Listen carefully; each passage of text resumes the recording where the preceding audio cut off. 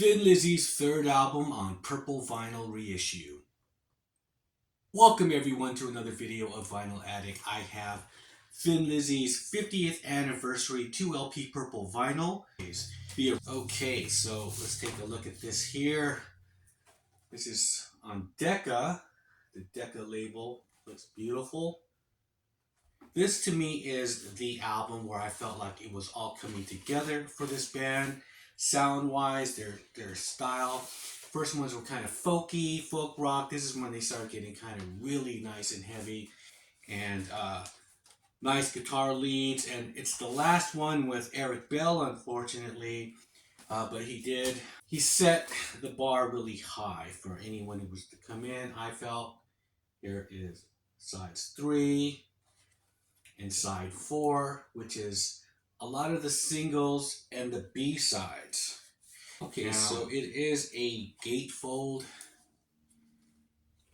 and it has 7-inch singles from different parts of the world.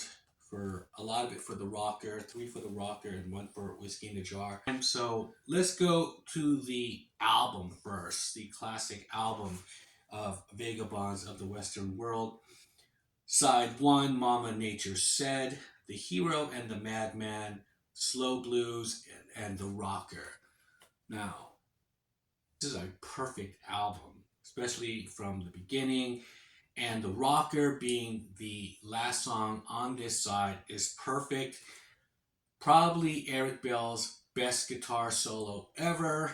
One of the best rock guitar solos of 70s hard rock is on The Rocker. I would have to put that right up there with something like Stranglehold. I love Stranglehold from Ted Nugent.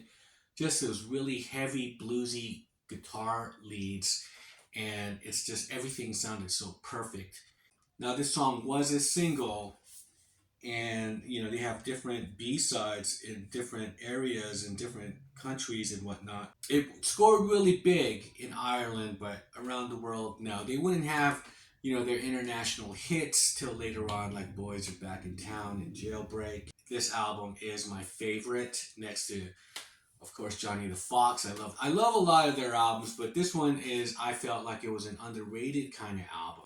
Now, side 2 is Vagabond of the Western World. It starts off with like this upbeat kind of danceable thing, and then it just goes into this nice heavy riff, and his voice sounds like Bad Company. It reminds me of Paul Rogers. It's a really cool song.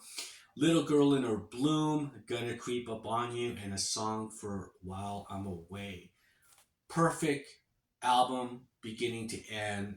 Then we have the side 3 A-side and B-side singles. You got Whiskey in the Jar and Black Boys on the Corner. That is a really interesting song.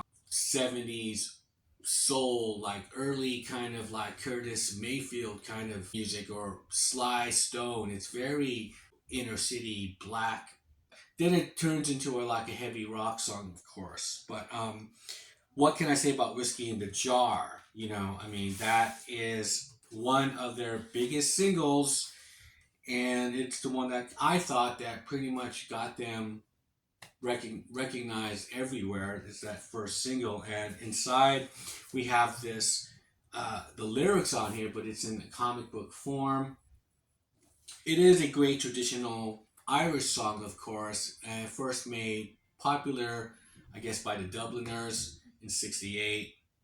They would later re-record it with Shane MacGowan of the Pogues.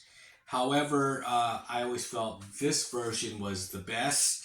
Metallica did a cover of Thin Lizzy's version for their 1998 album Garage Ache, and I thought that version was trash. I thought it was horrible. I don't know, they didn't really add to it. His vocalisms, the way he sounds, and it didn't really kind of match the song. There are some things that are just untouchable, and you do something like Jailbreak or something, but Whiskey in a Jar, it didn't age well too. It sounds really horrible now. This still sounds classic, And of course, Metallica would screw over Eric Bell. They asked him to perform with them when they were in Ireland around 2000 to come up on stage at the point Depot and play this track. And according to Eric Bell, he was to be paid $2,200 to make an appearance or whatnot. And he said, sure. That didn't materialize. They instead just gave him a bunch of Metallica merch, like T-shirts and all this other crap. And he was like, "What the hell?" They kind of did him dirty because he wouldn't go up on stage unless he cleared it. Like, yeah, you're gonna pay me. Who would want Metallica T-shirts? You'd be paid in T-shirts and posters, and that's a whole new low for Metallica. I really despise them already, but this is just more crap. Especially when you're screwing with one of the greats, Thin Lizzy. So that is my video for great artists, popular artists, underrated album, Thin Lizzy's Vagabonds of the Western World. Leave me a comment below. What are your thoughts on this album? Do you feel like this is an underrated album? But I don't know. I love this album, and I'm glad that they reissued this. And there's other ones they're reissuing, and that's really cool because Thin Lizzy is one of those great bands. I feel is one of those great hard rock bands that doesn't get name checked as much. So those are my thoughts on Thin Lizzy's Vagabonds of the Western World. Tell me, what are your thoughts? Leave me a comment below.